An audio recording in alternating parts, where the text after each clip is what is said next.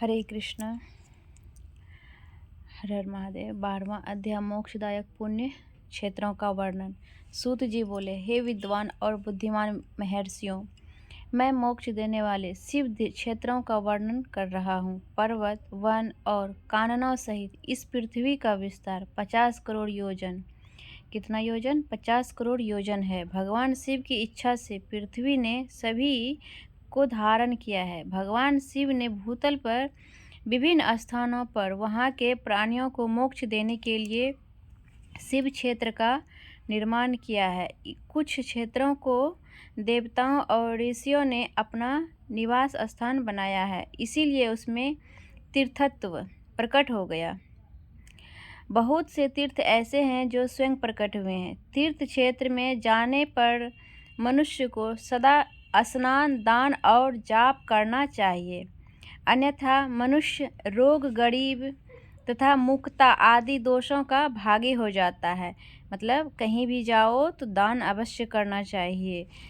तीर्थ में कहीं भी नहीं, मतलब तीर्थ में जाने के बाद दान अवश्य करना चाहिए। अगर ऐसा नहीं करता है मनुष्य तो वह रोगी होता है, गरीबी होता है, विभिन्न प्रकार की पता नहीं कितना सारे कष्ट होते हैं, होता है। जो मनुष्य अपने देश में मृत्यु को प्राप्त होता है वह इस पुण्य के फल से दोबारा मनुष्य योनि प्राप्त करता है, परंतु पापी मनुष्य दुर्गति को ही प्राप्त करता है। हे ब्राह्मणों, पुण्य क्षेत्र में किया गया पाप कर्म अधिक दृढ़ हो जाता है, अतः पुण्य क्षेत्र में निवास करते समय पाप कर्म करने से बचना चाहिए। सिंधु और सतलज नदी के तट पर बहुत से पुण्य क्षेत्र हैं। सरस्वती नदी पर परम पवित्र और 60 मुख वाली है, अर्थात उसकी 60 धाराएं हैं। उन धाराओं के तट पर निवास करने से परम पद की प्राप्ति होती है। हिमालय से निकली हुई पुण्य सलिला गंगा 100 मुख वाली नदी है। हिमालय से निकली हुई पुण्य सलिला गंगा 100 मुख वाली नदी है। इसके तट पर काशी, प्रयाग आदि पुण्य क्षेत्र हैं। मकर राशि में सूर्य होने पर गंगा की तटभूमि अधिक प्रशस्त एवं पुण्यदायक हो जाती है। सोनभद्र नदी की 10 धाराएं हैं। पृथ्वी बृहस्पति के मकर राशि में आने पर यह अत्यंत पवित्र तथा अभिष्ट फल देने वाली है। इस समय यहाँ स्नान और उपवास करने से विनायक पद की प्राप्ति होती है। पुण्य सलिला महानदी नर्मदा के 24 मुख हैं। पुण्य सलिला महानदी नर्मदा के 24 मुख हैं। इसमें स्नान करके तट पर निवास करने से मनुष्य को वैष्णव पद की प्राप्ति होती है। कहाँ? नर्मदा तट पर स्नान करने से मनुष्य को और वहाँ निवास करने से भी मनुष्य को वैष्णव पद की प्राप्ति होती है। तमसा के 12 तथा रेवा के 10 मुख हैं। तमसा के 12 तथा रेवा के 10 मुख हैं। परम पुण्यमयी गोदावरी के 21 मुख हैं। गोदावरी जी के 21 मुख हैं। यह ब्रह्म हत्या तथा गोवध पाप का नाश करने वाली एवं रुद्र लोक देने वाली है। कृष्णवेणी नदी समस्त पापों का नाश करने वाली है। कृष्णवेणी नदी समस्त पापों का नाश करने वाली है। समस्त पापों को नाश करने वाली है कृष्णवेणी। इसके 18 मुख हैं। कृष्णवेणी के 18 मुख हैं। यह विष्णु लोक प्रदान करने वाली है। कृष्णवेणी विष्णु लोक प्रदान करती हैं। तुंगभद्रा 10 मुखी हैं एवं ब्रह्मलोक देने वाली हैं। तुंगभद्रा 10 मुखी हैं और ब्रह्मलोक देने वाली हैं। सुवर्ण मुखड़ी के 9 मुख हैं। ब्रह्मलोक से लौटे जीव इसी नदी के तट पर जन्म लेते हैं।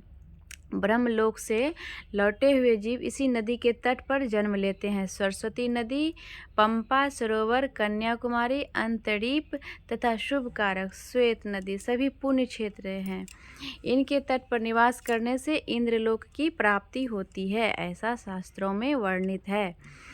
जो मनुष्य सरस्वती नदी, पंपा सरोवर, कन्याकुमारी, अंतरीप एवं शुभ कारक श्वेत नदी सभी क्षेत्र पुण्य, जितने भी सभी क्षेत्र हैं पुण्य क्षेत्र, इन तट पर अगर निवास कर लिया जाए तो वह इंद्रलोक की प्राप्ति होती है। महानदी कावेरी परम पुण्यमयी है। इसके 27 मुख हैं। यह संपूर्ण अभिष्ट वस्तुओं को देने वाली हैं। इसके तट ब्रह्मा विष्णु का पद देने वाले हैं। कावेरी के जो तट सेव क्षेत्र के अंतर्गत हैं वे अभिष्ट फल तथा शिवलोक प्रदान करने वाले हैं। नैमिषारण्य तथा बद्रिका आश्रम में सूर्य और बृहस्पति के मेष राशि में आने पर स्नान और पूजन करने से ब्रह्मलोक की प्राप्ति होती है। सिंह और कर्क राशि में सूर्य की संक्रांति होने पर सिंधु नदी में किया गया स्नान केदार तीर्थ के जल का पान एवं स्नान ज्ञानदायक माना जाता है। बृहस्पति के सिंह राशि में स्थित होने पर भाद्र मास में गोदावरी के जल में स्नान करने से शिवलोक की प्राप्ति होती है, ऐसा स्वयं भगवान शिव ने कहा है। सूर्य और बृहस्पति के कन्या राशि में स्थित होने पर यमुना और सोनभद्र में स्नान से धर्मराज और गणेश लोक में महान भोग की प्राप्ति होती है, ऐसे महर्षियों की मान्यता है। सूर्य और बृहस्पति के तुला राशि में होने पर कावेरी नदी में स्नान करने से भगवान विष्णु के वचन की महिमा से अभिष्ट फल की प्राप्ति होती है। मार्गशीर्ष माह में सूर्य और बृहस्पति के वृश्चिक राशि में आने पर नर्मदा में स्नान करने से विष्णु पद की प्राप्ति होती है। सूर्य और बृहस्पति के धनु राशि में होने पर सुवर्ण मुखरी नदी में किया गया स्नान शिवलोक प्रदान करने वाला है। मकर राशि में सूर्य और बृहस्पति के माघ मास में होने पर गंगा जी में किया गया स्नान शिवलोक प्रदान करने वाला है। शिवलोक के पश्चात ब्रह्मा और विष्णु के स्थानों में सुख भोग कर अंत में मनुष्य को ज्ञान की प्राप्ति होती है।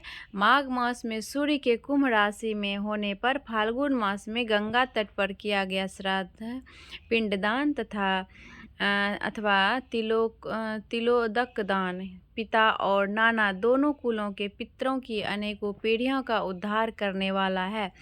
गंगा व कावेरी नदी का आश्रय लेकर तीर्थवास करने से पाप का नाश हो जाता है। ताम्रपर्णी और वेगवती नदियां ब्रह्मलोक की प्राप्ति रूप फल देने वाली है। इनके तट पर स्वर्णदायक क्षेत्र हैं। इन नदियों के मध्य में बहुत से पुण्य क्षेत्र हैं। यहाँ निवास करने वाला मनुष्य अभिष्ट फल का भागी होता है।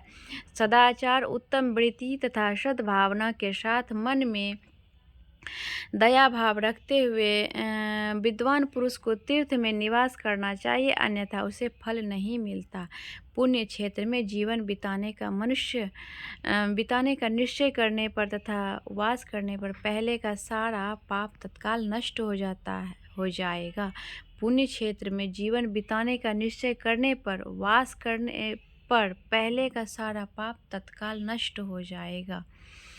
इतना बड़ी महिमा है पुण्य क्षेत्र में, क्योंकि पुण्य को ऐश्वर्यदायक कहा जाता है। हे ब्राह्मणों, तीर्थ में वास करने पर उत्पन्न पुण्य कायिक, वाचिक और मानसिक सभी पापों का नाश कर देता है। तीर्थ में किया गया मानसिक पाप कई कल्पों का पीछा नहीं छोड़ता, यह केवल ध्यान से ही नष्ट होता है। वाचिक पाप जाप से तथा कायिक पाप शरीर को सुखाने जैसे कठोर तप से नष्ट हो जाता है। अतः सुख चाहने वाले पुरुष को देवताओं की पूजा करते हुए, ब्राह्मणों को दान देते हुए पाप से बचकर ही तीर्थ में निवास करना चाहिए। हरि बोल। हरे कृष्णा।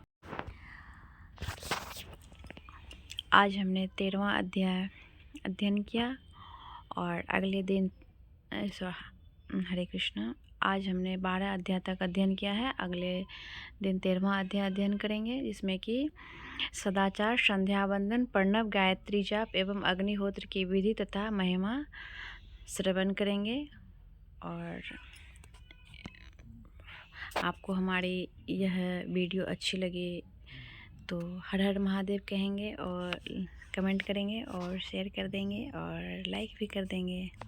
और पहली बार आए हैं तो चैनल को सब्सक्राइब भी कर देंगे। ठीक है।